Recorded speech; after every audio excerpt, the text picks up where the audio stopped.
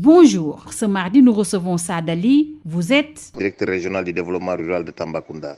Pouvez-vous revenir pour Sud FM sur le comportement des cultures au niveau de la région de Tambacounda? Nous sommes pratiquement à la fin de l'hivernage et aussi dans une année particulière parce que depuis 2020 jusqu'à présent, nous sommes dans une période de pandémie Covid-19 qui fait qu'il n'y a pas eu beaucoup de déplacements de population, mais néanmoins, le ministère de l'Agriculture et de l'Équipement rural a dû préparer la campagne agricole 2020-2021. Ce qui fait qu'actuellement, en comparaison par rapport à 2020, l'ensemble des spéculations, que ce soit le riz, le fognon, l'arachide, le maïs, le sorgho, le quota a été augmenté à peu près de 15%. En plus de cela, nous avons reçu l'ensemble des quotas qui étaient alloués à la région de Tambacounda, à savoir dans les 4 départements. De ce fait aussi, cette année, avec la pluviométrie qui est venue un peu tardivement, on a eu des vagues de semis successives. De ce fait que c'est dans la deuxième décade de juin qu'on a eu les premières vagues de semis, une première décade de juillet et deuxième décade de juillet,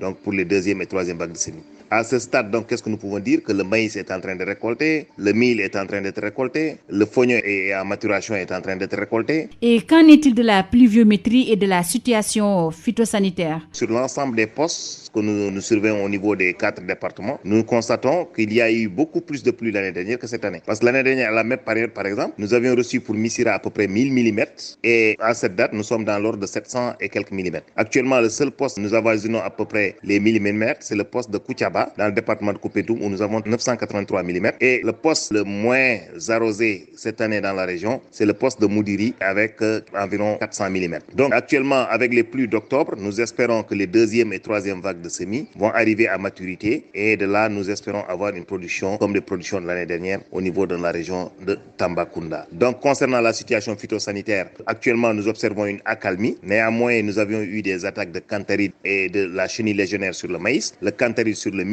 Mais actuellement, comme ça arrive à maturité à peu près, donc les cantharides n'ont plus d'effet sur le mil. Nous observons aussi une attaque de sauteriaux. Néanmoins, nous avons eu l'appui de la direction de la protection des végétaux par l'intermédiaire de la base de Missira qui nous a appuyé en produits et qui nous a appuyé aussi en nous dotant de 2 véhicules UPV qui sont mobiles, qui sont partis traiter dans les départements de base. Nous observons à peu près une accalmie au niveau de la région de Tambacounda. Et les pluies encore continuent d'être au rendez-vous. Donc, nous souhaitons une excellente production et une bonne fin de campagne agricole 2020-2021 à nos chers producteurs. Sud FM vous remercie, Sadali. Je rappelle que vous êtes le directeur du développement rural de la région de Tambacounda. C'en est tout. Merci de votre fidélité.